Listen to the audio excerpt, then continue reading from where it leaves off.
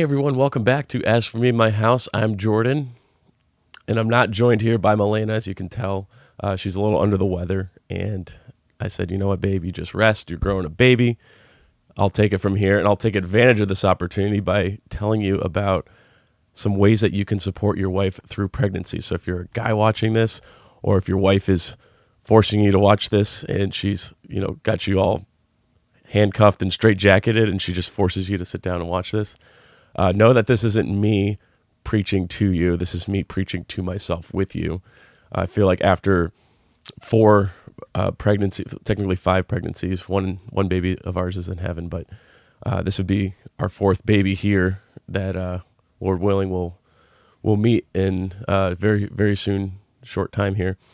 But this is the fourth one now, and I'm like, okay, I need to figure out how I need to support my wife through this very crucial 9-month period, because this isn't our first and this isn't our 80th baby, but thank God. But we've been around the block a couple times with it now, and I felt like, okay, I can speak from a little bit of a position of just here's my experience and here's what's worked and what hasn't.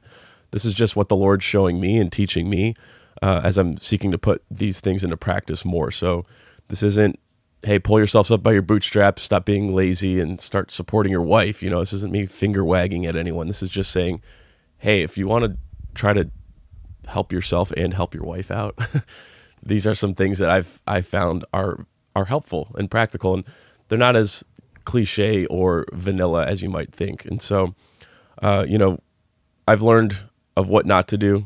So I'm hopefully I'm going to hope to try to help you not make those same mistakes. And if you're a wife watching this and you're pregnant right now, or you're going to be pregnant for the first time, this might be something like, hey, I would, consider these things too for my husband. And let me know down below in the comments what you guys think. If this is something you're like, no, I don't agree, or yeah, that's actually really good, or yeah, I'm going to take that, or that's not what I expected. Let us know in the comments down below.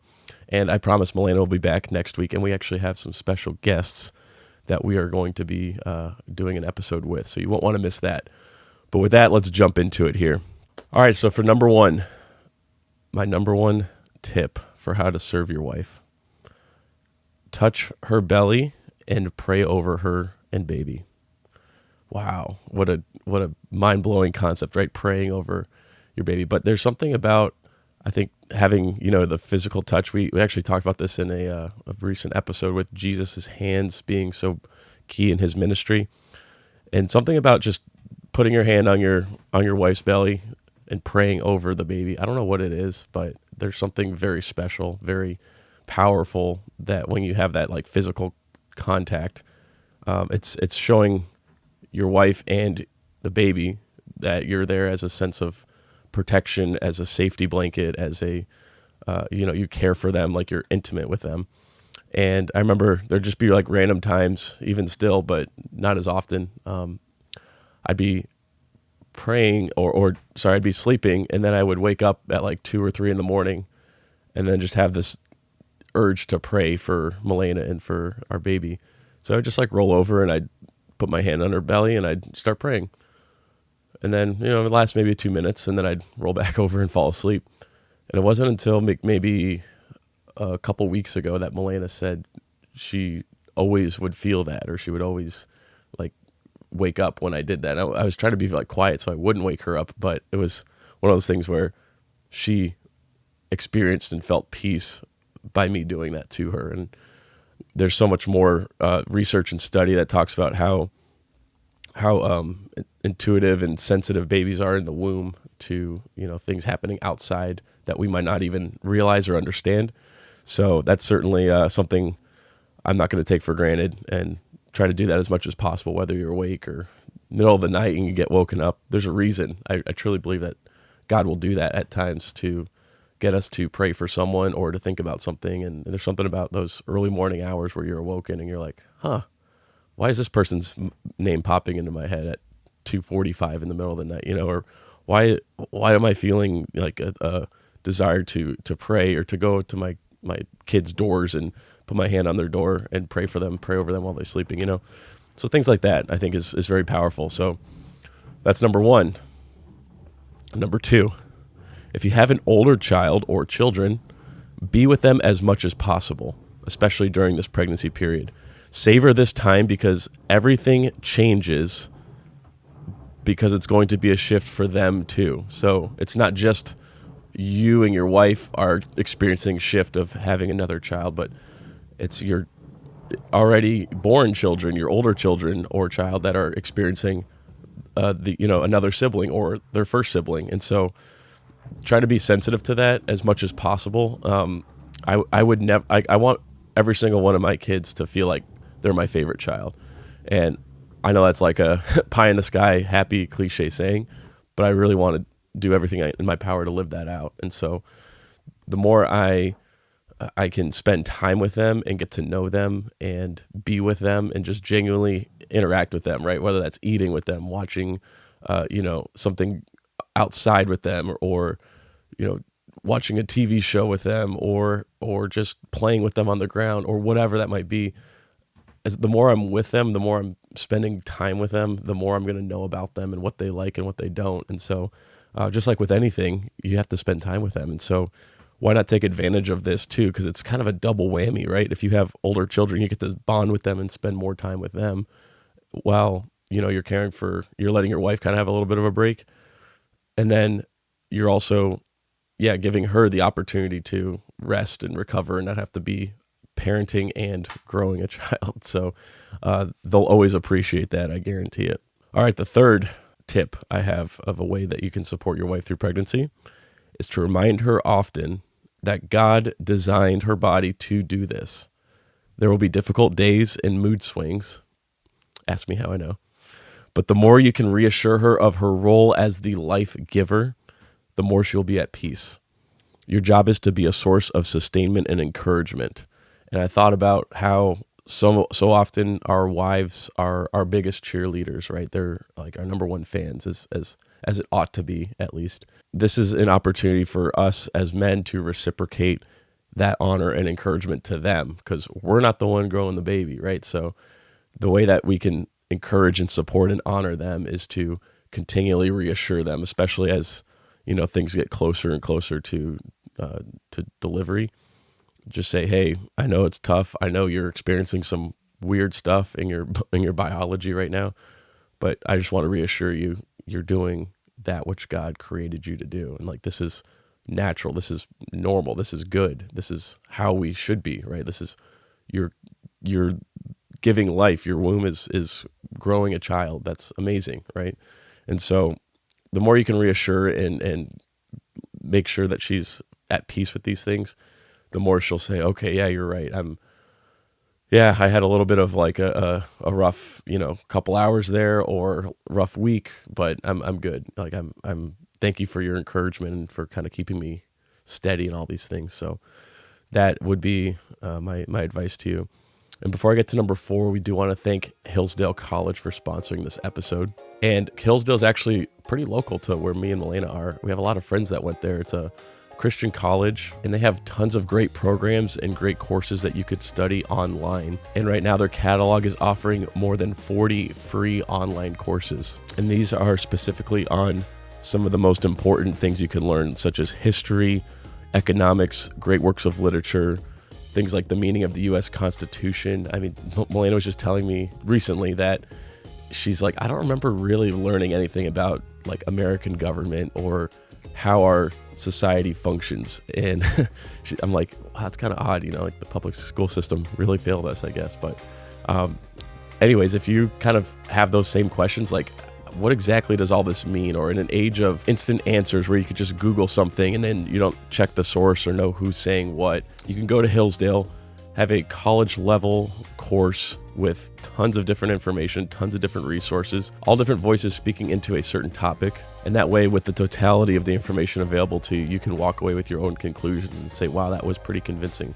Wow, I liked learning about this. I didn't really agree with that, but I'm glad that I had a counter perspective presented to me. That's how higher education and learning ought to be. You can learn about the works of C.S. Lewis, the stories in the book of Genesis, the rise and fall of the Roman Republic, or the history of the ancient Christian church with Hillsdale College's online courses, all available for free. That's right, for free. I personally recommend you sign up for the 11-lecture Ancient Christianity course, where you can look at the stories of Jesus, his apostles, and all the faithful ones through the first 4 centuries of Christianity. You can also learn from the early Christian apologists, where a lot of our modern day Christian apologists and arguments derive from.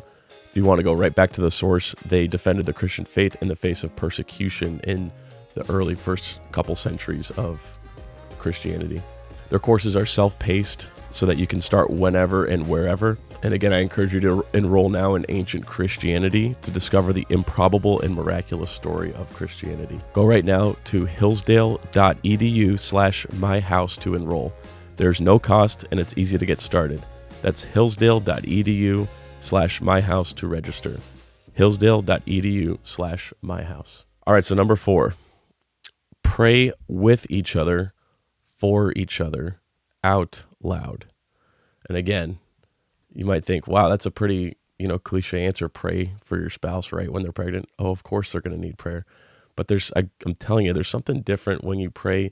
You and your spouse kneel down at your bed, holding hands or putting your arm around each other, and you're praying out loud to the Father with one another, for one another. So if I'm putting my arm around Milena and we're both bowed in prayer, I'm going to say, Lord, thank you for Milena. Thank you for how you've created her. Thank you for the miracle of life that you're bringing forth from her womb. Protect her from the enemy. Like she's hearing me saying all this, and she's hearing how I'm praying to the Father. And likewise, I'm praying for her, and I'm asking the Lord to strengthen her, to equip her, to give her grace and clarity of mind and thought as she's taking care of everything else on top of being pregnant. And there's something about that really draws you together and draws you closer in unity, that you experience a deeper level of your relationship. And I remember hearing a pastor say one time, he was like, guys will have sex with their wives, but they think praying with their wives is a little too intimate, and it's just like, what are we doing? It's so true. I remember thinking, man, that's a convicting word right there. But yeah, praying with each other, for each other, and out loud is a game changer. If you do nothing else on this list but that, I guarantee you that's going to unlock something in your wife's soul that she's just going to say, I've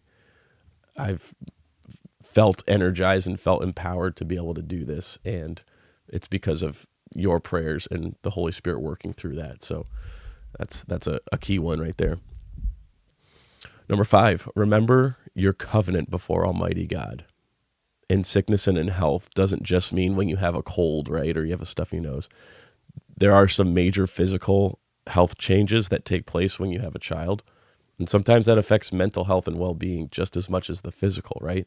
A lot of times people place the emphasis on, you eat a lot more, or you gain more weight when you're pregnant, or you're not gaining enough weight, right? Like that works both ways. And you just always have everyone's opinions unsolicitedly coming at you as a woman who's pregnant, and you're like, can I just do my thing and like do what I feel is best for myself to take care of myself, right? So I feel like as a husband, that's my job also, is to like protect and to shield my wife from those things where, I mean, obviously you have stuff like the internet, but even just, in personal relationships and family stuff, that's our job as husbands, is to say, you know what? I made a commitment to my wife that I would be here for her, whether she was sick or healthy. And right now she's going through a lot of changes, and a lot of that is tough. And I'd appreciate if you could be gracious and loving and kind and gentle as, all these things are happening. Unless it's you going through what she's going through, your opinion's not welcomed. Like there's obviously, case specific in ways that you can wordsmith that. But I think also like checking in mentally, like, hey, where's your head at? Where's your heart? Like, how can I help bring some stability and maybe some reassurance to your mind? Because there's a lot of mental changes and chemical things going on hormonally. So just as much as you can be mindful of that, another thing I'll say too is a lot of times we'll be the scapegoat as husbands for a lot of issues that maybe they're not even our fault, but we'll get blamed for it. And just know that it's not necessarily personal, that it could just be there's a lot going on hormonally with your wife. And so don't take things as personally, especially when they're pregnant, because a lot of times they'll come back and say, hey, I'm sorry, I shouldn't have said that, or I don't know why. I don't know what came over me. I'm just, I'm feeling this, that, and the other. I'm really emotional. So try to understand that and go in with the mindset of, okay, always remember like, okay, she's pregnant. She's got a lot going on, and I need to look past the words that she's saying to the heart of why she's saying what she's saying, if that makes sense. So yeah, mental and physical health plays a big role. Number 6, keep her nourished. And you might laugh, but ensuring that your wife is eating enough and being cared for physically is highly important, right? This kind of dovetails with number 5. So she's literally growing a human inside of her, right? And so she needs sustenance. I think of what was one of the Thor movies where he's like, I require sustenance. And it's like, or you could just say, I'm hungry, But she needs to eat, baby needs to eat. And oftentimes what might be a big issue is just her having a belly that needs to be filled. And you're like, okay, well, let's get a meal in you and then we'll start talking, or like, I hear what you're saying, but first let's finish our food and then let's go like in private where we can talk, whatever, I think we often overlook just the sheer physical necessity of eating and how that plays into it when you have a baby. So keep her nourished and it will go well for you, my son. All right. And last but not least, pertaining to labor specifically. So now that you're getting towards the end, you start getting the contractions. They start getting closer and more intense.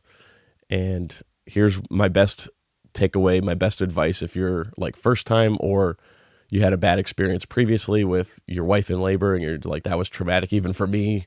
I can only imagine for her, right? Here's the one best thing I can tell you for that. Don't ask her what she needs. Don't play 1,000 questions as she's contracting. Remind yourself that you know your wife better than anyone else and then ask the Lord to give you wisdom and show you what you need to do to care for your wife. Then do it and simply inform her or let her tell you like, no, I don't want that right now. So here's a couple things. Instead of like, hey, do you need water right now? Just say, go get the water, then say, hey, honey, here's a glass of water right here on your right.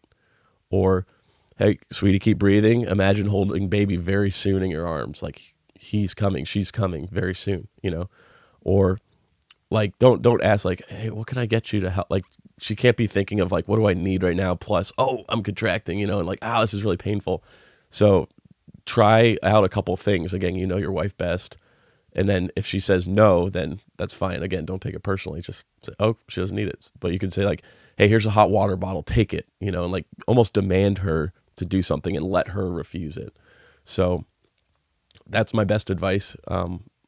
If you have a midwife or you have other nurses there that are helping take care of your wife and making sure she's comfortable during her labor, I would defer to them as much as you can, but also like don't be afraid to step up and like take initiative and say like, okay, I need to massage her hips right now, and let her tell you like, no, don't do that, or whatever that might look like. I just don't be afraid to jump in. Also, if you're a husband, don't be like, okay, I'm just gonna sit back here, twiddle my thumbs, or I'm gonna be like out in the waiting room like that. Those days are over. We don't do that anymore. We're leading, hard charging men that care for our wives intensely. So we're not out of the fight. We're right there with them. So however we can serve them is best. So that's my 7 ways to care for your pregnant wife. Let us know down below. Leave a comment if you have any other tips, any other suggestions, whether you're a husband or a wife. Let us know below, and I'd love to read them and go through them. Hope this blessed you guys. We look forward to a wonderful 2024 ahead. May God bless you and yours, and we love you. We'll see you next time.